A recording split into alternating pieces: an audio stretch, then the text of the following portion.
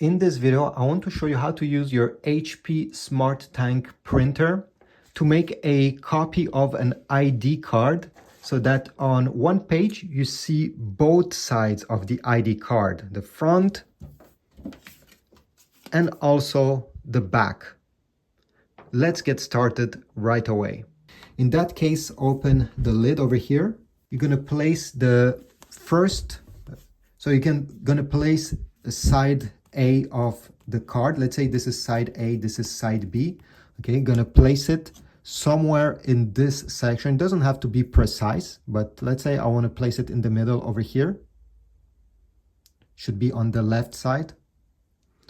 Close the lid and you're gonna press once on the ID button over here, once.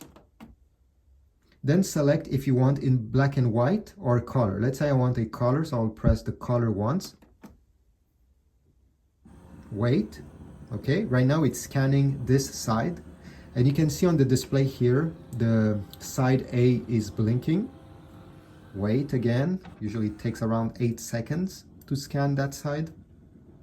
And then we'll have to switch it on the other side. Okay, perfect.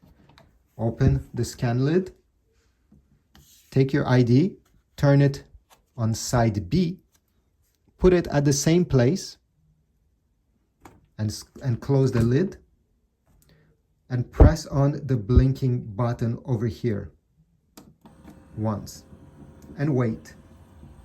After that, the printer will start printing the copy automatically.